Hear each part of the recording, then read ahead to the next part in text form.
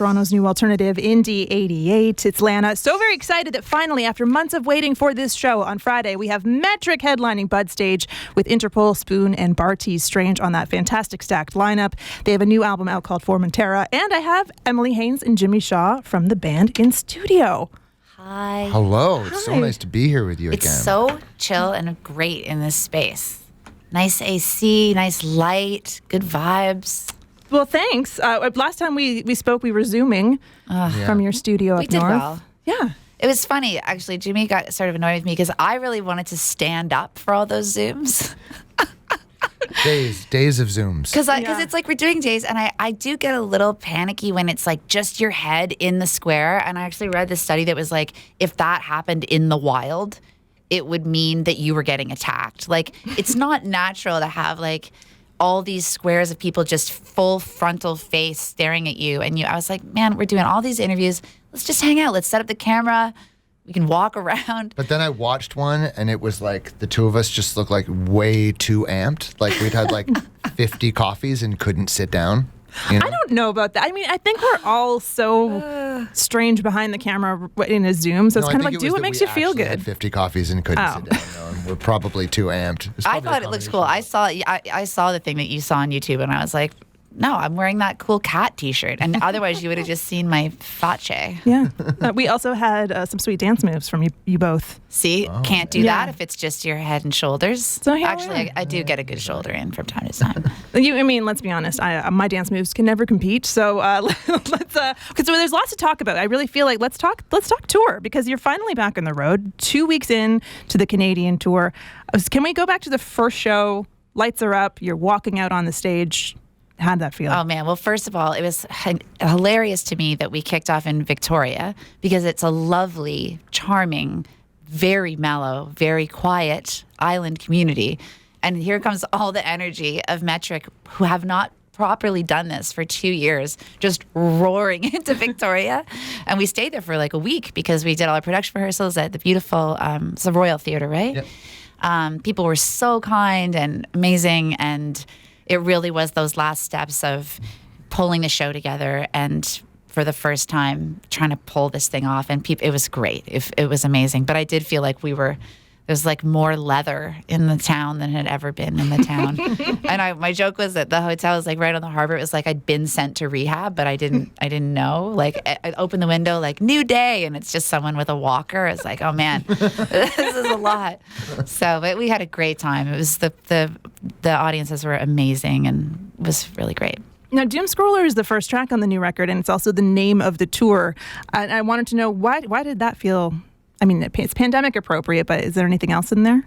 Well, I think the doom scrolling, sadly, is not limited to the pandemic. And for any of your listeners who maybe are unfamiliar with the term, it's, the idea is that it's the thing that you do when you're trying to make sense of the world, and you're like, okay, I'm just going to read a little more. I'm going to do a little more research on this. I'm going to go a little further in on this topic, whether it's like police brutality or animal extinctions or domestic violence, or pick a terrible topic, and you just become, and by you I mean me, obsessed with being like, I'm going to figure this out. I'm going to understand. I'm going to educate myself. And the problem with doom scrolling is you do that and all this information is available, but there's absolutely nothing you can do. Like sometimes there are small things you can do or medium-sized things you can do, but on the whole, for me, what doom scrolling is doing that to the point that you're incapacitated, you're helpless because you feel so terrible about the things you can't do anything about. And that was a really big part of, obviously that's represented in the song, but the concept of Formentera is like, that's where you start. But then when you get to the song Formentera, it's kind of accepting like you're not of any use to anyone if you're just completely drowning in concern, basically, and anxiety. So is it a call to kind of let loose and have the fans, put down the phone and just be in the moment, and also just embrace the return to live? I mean, for sure. I think it's also just like to validate, like there's different ways to deal, right? Like Jimmy and I talk a lot about escapism. It's a big theme on the record, but it's not escape like, blinders on, like I can't accept what's happening. It's more like, the line in Doom Scroller, like take something for the pain, not to conceal it, but to expose it, to reveal it. Like, so I just am excited for everyone to come and like just deal and feel the stuff. Like we address some of the stuff that maybe we've all been feeling, but with the goal of like partying. You know, I have to say on these last few shows that we, you know, it was really our first like, you know, ticketed real concerts in 3 years. And on that tip, it's like people aren't holding their phones up anymore. And it took me about 3 shows to realize there was a kind of a different energy. And, you know, what I remember, you know, we've been around a while, and like we were definitely sort of in that area where we were before cell phones, and then, you know, we saw all of a sudden there was like 5 years of touring where everyone just held their phones up and weren't really present in the room. And maybe everyone's sick of doom scrolling. Maybe everyone's sick of their phones. Maybe everyone's sick of like the endless information and just not being in the room. Because what I saw in our first handful of shows was people being present and not holding up. I mean, you know, it was a little snap here and there, but not like it used to be. So that's really cool. If you're just tuning in, I'm speaking with Jimmy Shaw and Emily Haines of Metric, playing Friday at Bud Stage. They've got the new record out. We're going to dive into that in just a bit, but I wanted to bring up from the live show and the perspective of kind of changing and evolving post. It's not post-pandemic. I can't say it. Weird. But I guess post-lockdowns. But your recording process was so different. You were in the studio up north. It seemed as though you had a different, vibe putting this record together. So when you bring it to the road, do you reevaluate that as well? And what do you change? Yeah, I mean, I don't think we did much of that consciously. It's just that I think we just feel really different, like most people do. And I don't know, I think I've stopped trying to figure out if we're like in the middle of something or after something or post or pre or mid, or I don't know what we are. We're today, right now. And I know that I feel like a different person I did 3 years ago, and I think everybody else does too. So it was just sort of assessing every decision from that point of view. You know, I think that there was a lot happened where, kind of like the song All Comes Crashing alludes to, is like you make these sort of impulse decisions based on the severity of a situation, and all of our lives kind of feel like that now. Like we kind of realize, like, hey man, maybe you should be doing exactly what you want to do, because we don't really know what else is going to happen, and this is like this is a good feeling. So I think we came into this tour feeling like, let's just play the best shows we've ever played in our lives. There's no reason that this can't be the best tour we've ever done. Incredible. But I also feel like we need to just talk about how you upgraded your snack game as well. I think we're getting really serious pandemic talk. We got to get a little levity in there. This is what Jimmy really wants to talk about. I'm pretty sure our team sent Lana notes like, please be respectful and be sure to ask Jimmy about the revisions he's made to the rider. James Shaw, please. It was astounding to me. Like, we show up in Victoria, and it was like, we're in rehearsal, and it's like day 2. You go downstairs for a snack in the dressing room, and there's like almond milk, arugula, and a baguette. And it's like, and this is what it's been for years with us. It's my fault, guys. And it's like the rider was so bad that it was more daunting than like writing a song, writing a set list, making a record, touring an album. Like, it was in such dire need of help. And so we sat down and we were like, we're going to revamp the rider. And now it's like... I wasn't in the room, by the way. You still have your arugula and your almonds. Yeah, you still do. But also, I swear to you, for the next week, it was like, we'd be like, hey, so should we go for dinner? And everyone kind of look around and be like, no, I think I'm just going to stay here and have the rider. It's like people were pretty pumped about the rider, so I'm not the Mostly only one. you. Amazing. Well, you know what? A good meal can change it all. And maybe just some extra salty snacks and get that sodium up, people. Mixing it up. All right, more with Metric coming up in a bit. We'll talk about the new record Formentera. But now let's go back to Gold Guns Girls on Indie88. Metric, Gold Guns Girls on Indie88. As I mentioned earlier, I'm joined with Jimmy Shaw and Emily Haines from Metric. But that song is a perfect Bond theme. What happened? Agreed. I don't know. They just, they missed out. Yeah. And also, like... Maybe it was our video that they saw it as like our audition tape. It's a terrible audition tape. I liked it's Edie's video. I think it's good, but it's just, if you haven't seen it, it's just, it stresses me out looking at it because we're just running through Manhattan in black and white. Like, I think it was obviously trying to be kind of French or something. Why? But I just remember that day being like, what is the matter with us? Like, it was so freezing. Cold. We're like running to Coney Island. Total DIY wardrobe stuff where it's like, what? And like no permits. It's actually fun. Sometimes the DIY thing is like, DIY am I doing this? Yeah, exactly. Well, let's talk about the new record. All right. Because I just read your NME interview, and Emily, you said it was probably the most important record that we could make other than our first album. So I'm taking your words and I'm giving them back, but I'm wondering why was this one the one that with that heft, the most important album? I guess because it sort of accidentally feels like this new beginning for all the reasons. But yeah, I can't, first of all, deny. I never said that. I'm kidding. I did say that. I guess I said that. You said that probably when you were in the UK. Yeah, I was on a different time zone. Yeah. Also, is it bad to do that? Because I always like to research my brains out. No, I think it's great to do that. But also, I feel like if you're in the moment having a conversation in another country, sometimes you're like, okay, and then it's a little weird. No, it's cool. No, okay. I'm just your listeners can't see me thinking, but that's what I'm doing, is thinking, because it is kind of a trip how, like, it was 20 years ago, Old World Underground, 2003, so coming up next year. And you know how there's that feeling where it's like time is passing and things were a long time ago, and then they click over and become sort of a shorter phrase and compact, and now it feels like, oh, look, that's my life. Like, that was our first album, this is our 8th album, and that's my life. And there doesn't seem to be that much distance for some reason between Old World and Formentera, even though it's so much has happened and there's been so much sonically and otherwise that's transpired for the band. So the same way that record felt like the beginning, I can't really explain why this one feels like the beginning as well. Because maybe it's that if we made it this far, we really are going to get to be what we set out to be, which is people who can do this and provide this music for people till we croak, which is deeply TBD. On Formentera, though, I had the chance to chat with some of your very super fans. We were talking lyrics. Shout out to Brittany, who we were messaging on Instagram. But wondering about this, like this fresh start, as you kind of look back as well, we noticed some kind of nods to the past on the album. So, for example, this one came up in False Dichotomy. The lyric is, "Back when I said that I want it all, that wasn't the point at all." Is that kind of sticking up for the song "The Shade"? It is. Okay. It is. Hostile to that superficial view. So irritating. Well, I said, I want it all, right? The skies above, eternal love, all there is and ever was. It's like cosmic. It's philosophical. It's trying to be like stony.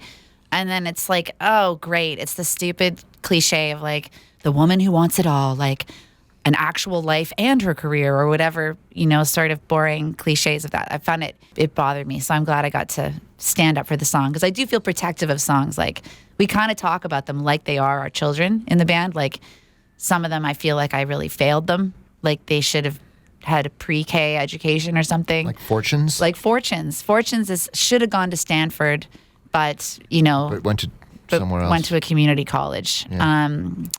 So, yes, I'm happy I got the chance to stand up for The Shade. And also, I love, because we have such a bond with our listeners and people who are digging our music, like, I love that I know when I say that someone is going to know what I'm talking about. There's lots of code and sort of inside jokes, I think, between Metric and our fans. Speaking of inside jokes, I have one more lyric to go into. And also, Brittany, I just have to mention that she's getting married to The Shade. That's going to be her song. Oh, that's amazing.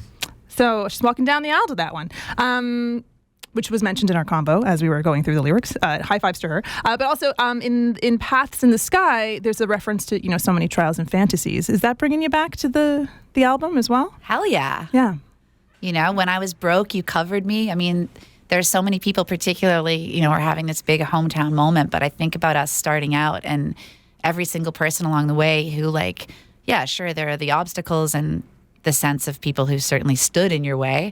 But for every one of those, there were probably 10 who were just like, yeah, let's keep going. Like, the idea of building a community, of like wanting to do something bigger than just, being out for ourselves, like trying to do something in the world. And I feel that sense of friendship with people who were there for me when I was more broke than I am now. Fair enough. Now, there are these Easter eggs are this kind of little communication with your fans. For sure. And when you're preparing the record and when you're writing the lyrics, is that top of mind? Is that one of those things that's kind of on the list to hit? Like, are there some floating around in your lyric book? I wish I had lists like that, but no? I just don't. It's very chaotic. I have no idea what's happening. And then it happens and I'm like, this is what happened. Perfect. Hey, I'm a planner. I don't know. I'm just a nerd and I got the questions. Now, again, Formentera, I know I'm not the only one who is Googling Formentera. when the album was announced. You found it in a travel magazine. Like, what's the connection to? Am I even saying it correctly? We did know Yeah, of the place Formentera. already. Okay. Emily's actually been there, but Is it Paradise? Yes. Okay. simple answer, yes. But there was a thing that kind of happened. We were like in February 2021, and we'd moved our studio up into the country. And as the snow piled up and the lockdowns continued, and we sort of, as people are very used to movement and travel and Outside stimulation. yeah, changing circumstances, and we were sort of really starting to feel like pretty cooped up and starting to go a little stir crazy. And so yeah, there was this book on the sort of coffee table, and we opened it to this page, and it was Formentera, and we ended up sort of in that day we were like, hey, we'll do this every day, and we can kind of imagine we're going to go somewhere else. Well, the book never really changed pages; it stayed open. So I think it's still open to that page, It is. sitting up on the coffee table of the studio, and I think what we realized later on, back to like what you were saying about, does Emily kind of think about these things when she's writing? Our process is fairly chaotic, but we do realize what we were doing nearing the end of it. Things start to sort of like appear as intentional when we didn't necessarily know that they were, and what I think we were trying to do was create like an escape for ourselves, because we couldn't escape. And so being able to sort of create like a sonic place where we could go in our imagination, and the fact that we moved our studio to this church in the country, and it's like there's stained glass windows all the way around, so you have this incredible sense of light, but you don't see out of anywhere. So you don't really know, like we didn't really know where we were for like a year, and so we were Formentera, kind of man. like in our imagination, and that's really like what the album is. It's like we inhabited this place. And we made the music for it. It's interesting to think about the curiosity that can come from your imagination in that kind of time, where usually the inspiration is like going for a walk or wherever you find it as artists. For sure. But really having to dive into that. Yeah, we made so many records at our old studio in the city, which was, it's right downtown, and you'd kind of come up with like an idea for a song, and you get a beat going or a riff happening or something, and then you walk out the back door of the studio into an alley, and a car goes by playing like a Justin Bieber song, and there's like a spin studio over there, and they're like blasting Beyonce, and it's like so much stimulation happening, and you can't help but to like put up your little sort of like baby idea up against these things, and for us, making music in this solitude of the country this time was just sort of like the only like thing to bounce an idea off of was a tree, and the tree was like, hey man, it's a great idea, keep going. It was like really friendly and incredibly like warm way to make music. If you're just tuning in, I'm speaking with Emily Haines and Jimmy Shaw of Metric, who again playing Friday, Bud Stage. I do want to revisit really quickly. It's something it's stuck in my mind about how you talked about the songs that you've when you sent some to a community college when you thought they deserved Stanford. That was the best metaphor out there. But what do you it came up as your songs being kind of like your baby. So there's these creations. Do you have this idea or this drive to revisit them and give them that other life sometimes? Do you want to bring them a remix, redo something, and try to be like, hey, it's a new, fresh start for Metric. Here we go. Yeah, it's funny you should ask that, because it's like a lot of things, it's not really something we've intentionally done, but it does feel like songs kind of come back to continue the sense that they have a mind and life of their own. They're animated, semi-intelligent, autonomous beings in the world. But so, like, hilariously to me, it's the most intelligent. the most Metric thing ever is that, like, forever we just like didn't play Black Sheep. Like, we were like, oh yeah, whatever. Like that song in that movie that was like kind of a big deal, and we were just like, nah, I don't know, I'm not feeling it, whatever. And then like Cliff Bernstein is like total legend. We were working with him briefly, and he said to us after, I think it was a show in Nashville, where he's like, you can't ever not play that song. Like, I'm never going to another one of your shows where you don't play Black Sheep. And we were like, oh, yeah, right, Black Sheep. Like, and then sort of in the last few years, it's like completely maxed out of like obviously Bree's cover and like all that stuff happening. And now it's like, oh yeah, Black Sheep, love you. Like, totally get you now. And in the context of our show, it's it has its function, and it has this context for the listeners and people who are there. They're like, they have their own memories with it. But the reason it wasn't on Fantasies, it was like too Metric. We were like, this is like we've entered a vortex here. Like, I don't know what's happening. This is the most metric thing ever. Like, hide it from the world. And then, Edgar and Nigel are like, can we use that actually? But so that's an example of one that has come back. But, I do feel like Fortunes, since we have mentioned it, like it needs, I don't know what it needs. We failed it, Jimmy. We gotta find a place in the world for that. That child. I can send you this audio if you want that to be the intro. Just putting that out there. Thank you. Also, okay, so quickly, I know that you have things to do, places to go, and we have to get to the new track. One thing, I just want to say I enjoy your levity and lightness on the liner notes, where Emily, you are credited as a reverse engineer. Yes, that's true. A lot of what when you're asking completely, excellent, well-researched questions about process, and we're like, I don't know, man. It's kind of that. Like, the reverse engineering is real. It's like, now I see what's in front of us. Let's make it intentional in reverse. It's what happens. This is what happened. Love it. Well, I can't wait to see what happens on stage. Stacked lineup, old friends and new, Metric Friday at Bud Stage, Bartees Strange, Spoon, Interpol. Again, any kind of special guests jumping in on your set? Are you going to be popping up earlier on Bartees? Things are possible. Okay. Things are possible. Sam, the drummer for Interpol, he's responsible for the fact that Jules is in our band. And it's a very weird, circuitous thing that happened, but if it wasn't for Sam and Interpol, we wouldn't be Metric. So we owe them a lot. Maybe we'll just give them a bottle of whiskey. Yeah. And give them your rider, not the old one. That's right. Here, I've got some arugula for you. Welcome to Toronto. We'll trade riders for it. All right. We'll get that story for the podcast. How about that? Let's get to Metric. Thank you so much. Here's All Comes Crashing on Indie88.